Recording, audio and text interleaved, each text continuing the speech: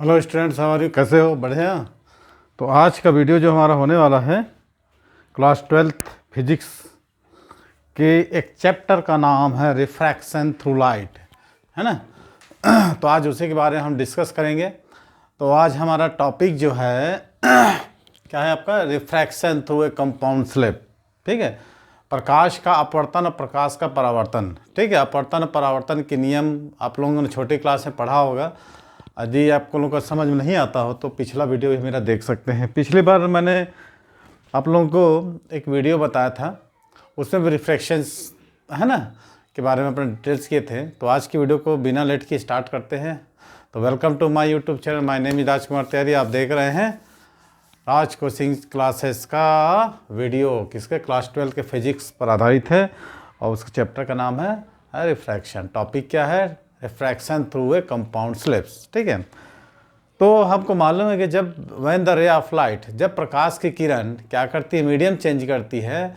Medium change करती है तो क्या होती है? अपने मार्ग से हट जाती है, सीधी रेखा में नहीं चलती है। जनरल लाइट का रे प्रॉपर्टी क्या होती है? प्रकाश का एक गुण होता है कि वह हमेशा सरल रेखा में चलती है। लेकिन जब मीडियम चेंज करती है तो वो क्या हो? अपने मार्ग से हट जाती है। डेंसर मीडियम जिसको हम सघन माध्यम, रेयर मीडियम जिसको हम विरल माध्यम करते हैं। ठीक है, जब प्रकाश की किरण विरल माध्यम से सघन माध्यम से और चलती है, देख रहे हैं प्रकाश, ये जो मैंने लाइट बनाया है एक गुटका है एक्स वाई, जिसको हम रिफ्रैक्टिव सरफेस या अपवर्तक पृष्ठ बोलती हैं। और जहाँ पर ये प्रकाश की किरणें गिरती है उसको अपवर्तक पॉइंट बोलते हैं, बिंदु। ठीक, तो ये जो है एयर है और ये क्या? वाटर है। वाटर से ग्लास, ग्लास से फिर एयर। तो ये दोनों मीडियम सेम है ना, दोनों मीडियम सेम है। तो ये विरल माध्यम है, रेयर मीडियम है, और ये सघन माध्यम है, डेंसर मीडियम।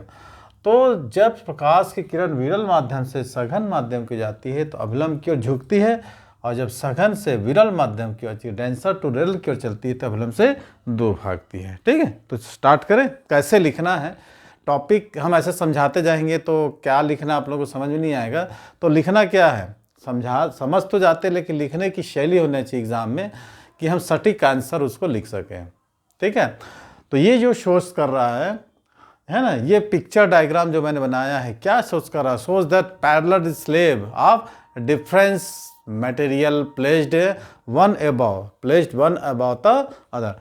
मैंने अलग अलग मटेरियल के जो ग्लास कलैब है एक दूसरे के ऊपर रखा हुआ है। ऊपर का पानी है, नीचे ग्लास है, और फर्स्ट और लास्ट जो सरफेस है मीडियम है वो क्या है? सेम है। ठीक है, तो ये two materials are upper and lower slabs have been design at B and C. ठीक है, तो इसको मैंने ए मान लिया, इसको बी और सी मान लिया, और ये तो ए ही होगा।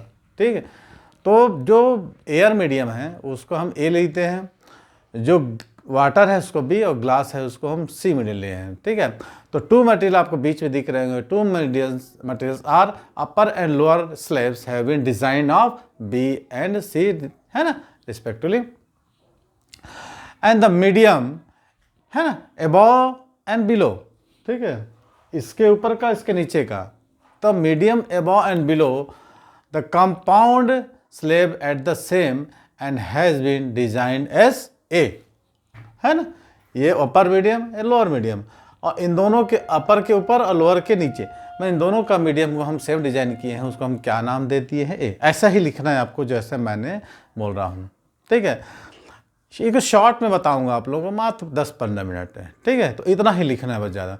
Late we consider refraction of light at the interface of A. मान लो प्रकाश की कोई किरणें एक एक्स वाई अपवर्तक पृष्ठ बनाया है, उसके पॉइंट पर ए पर क्या करती है? फॉल्स होती है ना। इसको हम ए लिख दिए हैं। क्या लिखोगे? Let we consider refraction of light at the interface of A and B.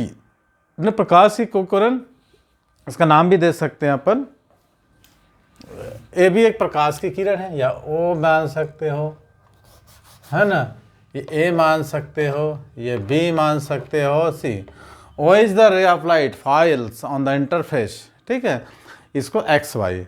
जब प्रकाश की कोई किरण ओ अपवर्तित एक्स वाई के बिंदु पर आपतित होती है ए पर। अब यहाँ पर देखो मीडियम चेंज होता है, इसको हम एम एन मान लेते हैं, है ना, और इसको एम डैश एन डैश, ठीक, और इसको हम मानते हैं पी क्यू। सब अलग अलग मीडियम है, ठीक है। इफ क्या बोला मैं, जब प्रकाश की कोई किरण अपवर्तक पिक्स एक्स वाई के बिंदु ए पर आपतित होती है, ठीक है, और किस डायरेक्शन में निर्गत होती है, मैंने ये रेयर टू डेंसर जा रहा है तो अभिलंब की ओर झुक रही है और किस मार्ग का फॉलो करती है, मार्ग ए बी का अनुसरण करती है। क्लियर। तो यहाँ पर हम स्नेल्स का नियम लाएंगे। If we consider the refraction of light interference on A on B then the Snell's law refractive index, है ना, इसको लिखिए हम A mu B refractive index with respect B to A. अब देखिए यहाँ पर ये एंगल ऑफ इंसिडेंट है और एंगल ऑफ रिफ्रैक्शन, इसको आई से डिनोट करते हैं और इसको आर से। तो क्या हो जाएगा, स्नेल्स लॉ क्या बोलता है, sine i by sine r. अब रे ऑफ लाइट क्या करेगी, आगे बढ़ेगी। अब रे ऑफ लाइट आगे बढ़ेगी, ठीक है, clear. If interface of A and B क्या निकाला, A mu B sine i by sine. If you consider, अब हम पुनः मानते हैं, अब you consider the refraction of light in the interface of B and C, है ना, जब प्रकाश की किरण, अब देखिए ये एंगल है ना, ये और ये दोनों क्या होंगे, ये जो मैंने सिखाया था ना, ये क्या होते हैं, अल्टरनेट एंगल। तो ये एंगल हमने आर निकाला तो ये भी आर होगा, है ना। अब ये जो प्रकाश की किरण है ए बी अपवर्तक पृष्ठ, है ना, एक्स वाई, इसको ले लेते हैं एक्स डैश वाई डैश के पृष्ठ बी पर आपतित हो रही है और क्या करे, बी सी मार्ग का अनुसरण कर रही है। तो फिर से हम निकालेंगे ये जो बी और सी है ना, ए बी के सापेक्ष निकाल लिए, अब निकालेंगे बी और सी के सापेक्ष Snell's law. Clear. Sine i by sine r, तो अब रिफ्रैक्शन क्या हो जाएगा, sine i by sine r, तो साइन आर, ये भी साइन आर है तो sine r dash, sine r upon sine r dash.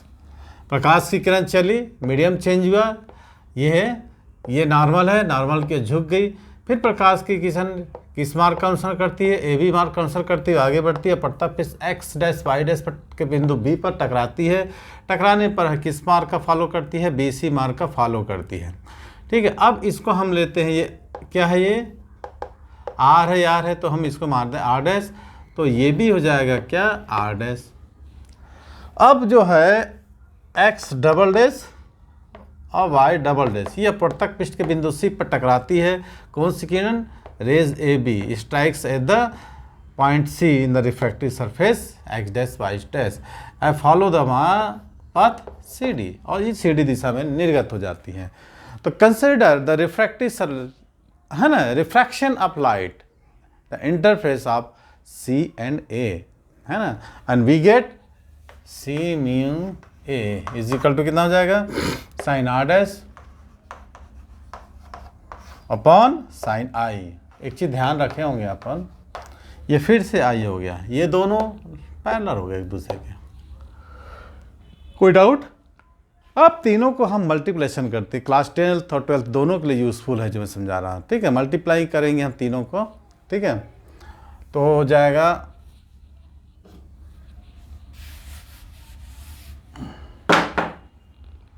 A mu B cross B mu C cross C mu A equal to sine i by sine r into sine r by sine r dash into sine r dash by sine i. ये r से cut गया, ये are dash cut गया, क्या निकला हमारे पास, A mu B into B mu C into C mu A equal to sine i by sine i. तो मतलब ये भी कट गया, तो हमारे पास यहाँ क्या बचा, एक। यही तो है principle of reversibility of light, है ना। तो इसको हम कैसे लिख सकते हैं, है ना, ए mu B equal to B mu C, है ना, ऐसा भी लिख सकते हैं, A mu B into B mu C is equal to 1/c A, ऐसा लिख सकते हैं। अब ये इन्वर्स हो जाएगा, रिफ्रैक्टिव इंडेक्स है, मैं ऐसा बोल दे रहा हूँ म्यू करके, हो जाएगा कितना ए म्यू सी। तो air to glass refractive index कितना होता है, 3/2 होता है ना, ए म्यू जी इक्वल टू 3/2, और ए म्यू डब्ल्यू कितना हो जाएगा 4/3। ये फार्मूला एक ध्यान रखना आप लोग, a mu g equal to 3/2, ठीक है। ए म्यू जी क्या बोला हमने, air to glass refractive index कितना होता है 3/2 या 1.5, एयर टू वाटर कितना होता है a mu W equal to 4/3। अब हम दोनों को क्या करेंगे, डिवाइड कर देते हैं, देखते हैं क्या आता है ना, ए mu G upon A mu W is equal to 3/2 upon 4/3, तो कितना जाएगा 3 3 9/8 आएगा ना, है ना, क्या जाएगा ये 9/8, ठीक है। 9/8 क्या आ जाएगा ये अपना, किसका हो जाएगा, इसको ए म्यू जी अपॉन, लिख सकते हैं अपन एयर टू ग्लास, ये ध्यान रखना, ए mu G upon A mu W, ठीक है। क्लियर हुआ, कोई डाउट यहाँ तक। अब ये जो फार्मूला मैंने दिखाया ये क्या शोज करता है, shows refraction of ray of light from air to water, है ना। दूसरा क्या होता है, air to glass, and finally air at the boundaries are parallel face, ठीक है। क्लियर, पैरेलल टू, क्लियर, कोई डाउट।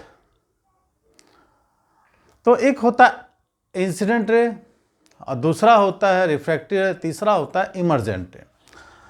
तो इंसिडेंट रे ये होता है इमर्जेंट रे। तो इंसिडेंट रेज और इमर्जेंट रे माने आपतित किरण और निर्गत किरण, they are parallel to each other, है। Angle of emergent is the equal to the angle of incident, ठीक है। For the ray going from medium first to medium second 1 μ2, है ना।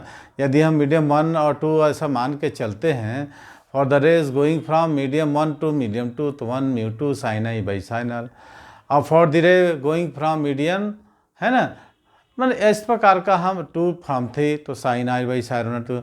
अब for ray getting from medium 3 to medium फिर से 1 आ जाता है, तो इसको हम लेते हैं sin r2 by sin i। जब सबको हम मल्टीप्लिकेशन कर देंगे तो हमको जो फार्मूला निकल के आएगा वो क्या निकल के आएगा, 1 μ2 2 μ2 और 3 μt इक्वल टू n। जब सीनों को यदि हम ऐसा ए बी सी ना लेके मीडियम 1 मीडियम 1 2 मीडियम 3 को लेके भी डिफाइन करते हैं तो आप लोगों को कोई दिक्कत नहीं जाना चाहिए, ओके। मैंने ए बी सी लिया है, आप लोग कुछ भी ले सकते हो, मीडियम 1 मीडियम 2, लेकिन सबका जो रिजल्ट जो है सेम आएगा कि ये प्रिंसिपल ऑफ रिवर्सिबिलिटी और लाइट का रिजल्ट कितना होता है, सरल मीडियम का 1 होता है, ठीक है। तो इसको हम ऐसा भी लिख सकते हैं कि माना क्योंकि प्रकाश किरण, मैंने क्या लाना है ओए, हिंदी में लिख सकते हैं, माना कि प्रकाश की किरण वो भी दिशा में कई माध्यमों के संयोग से क्या करती, आपतित होती है, और क्रमशः ए बी बी सी और सी डी दिशा में क्या होती है, अपवर्तित होगा।